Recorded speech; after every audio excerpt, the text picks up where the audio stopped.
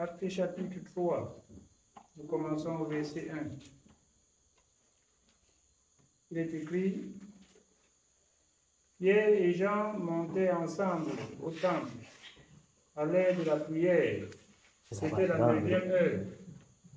Il y avait un homme boiteux de naissance, qu'on portait et qu'on plaçait tous les jours à la porte du temple appelé la Belle, pour qu'il demandât l'aumône à ceux qui entraient dans le temple. Cet homme, voyant Pierre et Jean qui allaient y entrer, leur demanda l'aumône. Pierre, de même que Jean, fixa les regards sur lui et dit: Regarde-nous. Et il les regardait attentivement, s'attendant à recevoir d'eux quelque chose. Alors Pierre lui dit: Je n'ai ni argent ni or, mais ce que j'ai, je te le donne. Au nom de Jésus-Christ de Nazareth, lève-toi et marche. Amen. Bien-aimés, ici, c'est la présence du Seigneur. Et je voudrais croire que si nous obéissons de la même façon, Dieu n'a pas changé, il va agir de la même manière. Hier et Jean, ils montaient habituellement, comme d'habitude, pour prier. Alors, ce boiteux dit, tout le monde connaissait le boiteux qui restait sur le passage où les gens entraient pour le Dieu. Pourquoi? Parce que ceux qui louent Dieu sont aussi compatissants. C'est pas ça? Et sachant que en restant là-bas, ils doivent avoir beaucoup d'argent. Mais les serviteurs de l'Éternel arrivent et ils fixent les regards. Il attend qu'on lui donne quelque chose. Alors, Pierre lui dit: comme c'est l'argent que tu attends, nous n'avons pas. Comme c'est l'or, nous n'avons pas. Mais ce que nous avons, mais il était vigilant pour attendre. Nous te donnons. La guérison frappe. Ce qui m'a beaucoup intéressé, c'est qu'après, il se lève et il entre dans le temple avec eux. Il n'est plus mendiant. Il n'est plus malheureux. C'est pas ça? Amen. Il n'est plus mendiant. Il n'est plus malheureux. Je voudrais que nous comprenions bien ça. Sa vie a changé. Quand on vient à Jésus, notre vie doit changer.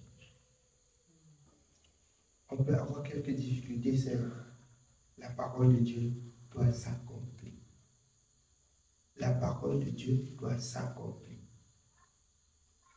Sinon, nous ne connaissons pas où nous partons. Je disais aujourd'hui, bien aimé, que là, je suis là. Vraiment, je suis en train de me battre pour travailler mieux ma vie, pour le service du Seigneur. Parce que lorsqu'on lit tous les jours, comme il dit qu'on a prié, si vous vous arrêtez à ce niveau, c'est qu'on serait les plus mal. Ce qu'on a entendu, ce qu'on a dit, ça va. Mais il faut qu'on réfléchisse. Il faut qu'on interroge Dieu selon ce qu'on a lu, pour voir, pour demander à Dieu pourquoi ça ne s'accomplit pas aussi dans nos vies. Et le Seigneur va dire parce que, enlève.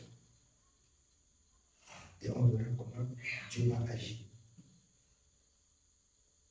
Ne soyons pas comme des religieux qui, se glorifiant, j'ai déjà donné ma vie à Jésus. J'ai déjà été baptisé. J'ai déjà reçu le Saint-Esprit. Mais quelle est la vie que tu mènes? Quelle est la disponibilité de ton cœur envers son Créateur? Est-ce que tu vis selon ses exigences? C'est là le problème. Dieu est exigeant. Dieu est exigeant. Amen. Oui, bien. Nous continuons au verset 7. Et le prenant par la main droite, il le fit lever. Au même instant, ses pieds et ses chevilles devinrent fermes. D'un saut, il fut debout et il se mit à marcher. Il entra avec eux dans le temple, marchant, sautant et louant Dieu. Tout le peuple le vit marchant et louant Dieu. Il reconnaissait que c'était celui qui était assis à la belle porte du temple pour demander l'aumône, et il fut rempli d'étonnement et de surprise au sujet de ce qui lui était arrivé. Comme il ne quittait pas Pierre et Jean, tout le peuple, étonné, accourut vers eux, au portique dit de Salomon. Pierre, voyant cela, dit au peuple, « Hommes israélites, pourquoi vous étonnez-vous de cela? Pourquoi avez-vous les regards fixés sur nous, comme si c'était par notre propre puissance ou par notre piété que nous eussions fait marcher cet homme? Le Dieu d'Abraham, d'Isaac et de Jacob, le Dieu de nos pères, a glorifié son serviteur Jésus, que vous avez livré et régné devant Pilate, qui était d'avis qu'on le relâcha. Vous avez régné le saint et le juste, et vous avez demandé qu'on accordât la grâce d'un meurtrier. Vous avez fait mourir le prince de la vie, que Dieu a ressuscité des morts, nous en sommes témoins. C'est par la foi en son nom que son nom a affermi celui que vous voyez et reconnaissez. Alors, c'est par la foi en son nom que celui que vous voyez est affermi, il se lève. La foi en son nom. Nous tous, nous connaissons ce que c'est que la foi. Au nom de Jésus-Christ, c'est vivre la sainteté. Et le reste, ça regarde Dieu. C'est par la foi en son nom que vous voyez cet homme debout. Et ça nous interpelle là où je dis, travaillons nos vies. Nous ne sommes plus au moment où on va dire travaillons nos vies et ça va déranger. Je pense que chacun a compris quand même déjà quelque chose. Parce que dès le début, ça faisait un peu beaucoup mal. Mais je voudrais croire qu'avec le temps qu'on a passé devant Dieu, travailler sa vie, ça dépend de chacun. Comment il doit travailler ça. Mais je nous exhorte. La parole de Dieu dit pendant qu'on serait nombreux, un tout petit poignet sera sauvé. Ce petit poignet, c'est le nombre de personnes qui travaillent leur vie. Je dis, chaque jour pour un enfant de Dieu sont des jours où il doit s'efforcer à travailler sa vie. Il n'y a personne, même de tous les serviteurs, qui ont servi et qu'ils disent que la connaissance suffit. L'apôtre Paul lui-même disait, alors, il travaille en oubliant ce qui est en arrière. Dans sa vie passée, là, il a oublié. Il tâche à saisir ce qui est en avant. C'est-à-dire chercher à comprendre les exigences de Dieu. Et ça doit être la vie des enfants de Dieu de tous les jours. Je dois chercher à comprendre. Je dois chercher à vivre. Je dois éprouver mon cœur. Je dois sonder mes manquements. Chaque personne doit connaître ce qui lui manque. Si c'est dans le monde, on vous demande de dire ce qui vous manque. S'il fallait que chacun, on va citer le Cameroun, ça ne va pas suffire pour vous. Mais en ce qui concerne la parole, on peut trouver qu'on exagère, que ici, là, déjà, c'est bon. Non. On doit doit travailler sa vie chaque jour que Dieu a créé. Chaque jour que Dieu a créé. Travaillons, bien-aimés, pour arriver à la perfection. Oui. Nous sommes au verset 16. C'est par la foi en son nom que son nom a raffermi celui que vous voyez et reconnaissez.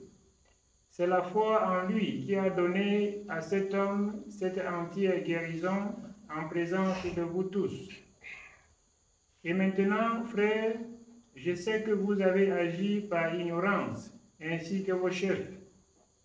Mais Dieu a accompli de la sorte ce qu'il avait annoncé d'avance par la bouche de tous ses prophètes, que son Christ devait souffrir.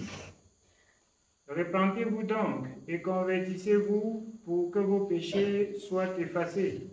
Repentez-vous et convertissez-vous pour que vos péchés soient effacés. Bien. Alors, il dit cela à ceux qui aussi étaient loin de Dieu comme nous étions. Il y a deux choses que je comprends là-dedans. Si on se repent sans se convertir, ça n'a pas de fruit. Repentez-vous et convertissez-vous. La repentance, car ça consiste à renoncer par rapport à la parole, ce qu'on faisait hier qui ne vaut pas Dieu. La conversion, c'est de changer totalement pour être désormais ce que Dieu veut. Sans plus regarder en arrière comme dit l'apôtre Paul. Mais on regarde plutôt ce qui est inscrit devant. Oui. Verset 19. Repentez-vous donc et convertissez-vous pour que vos péchés soient effacés, afin que les temps de rafraîchissement viennent de la part du Seigneur et qu'il envoie celui qui vous a été destiné, Jésus-Christ, que le ciel doit recevoir jusqu'au temps du rétablissement de toutes choses, dont Dieu a parlé anciennement par la bouche de ses saints prophètes. Moïse a dit, « Le Seigneur, votre Dieu, vous suscitera d'entre vos frères un prophète comme moi. Vous l'écouterez dans tout ce qu'il vous dira. Et quiconque n'écoutera pas ce prophète sera exterminé du milieu du peuple. » Tous les prophètes qui ont successivement parlé depuis Samuel ont aussi annoncé ces jours-là. Celui qui aura l'audace de ne pas écouter ce prophète, de ne pas écouter l'envoyé de Dieu, c'est celui-là sur qui est le jugement. Non seulement on l'écoute, mais on doit marcher selon la parole qu'on écoute en lui. Oui. Verset 24. Tous les prophètes qui ont successivement parlé depuis Samuel ont aussi annoncé ces jours-là.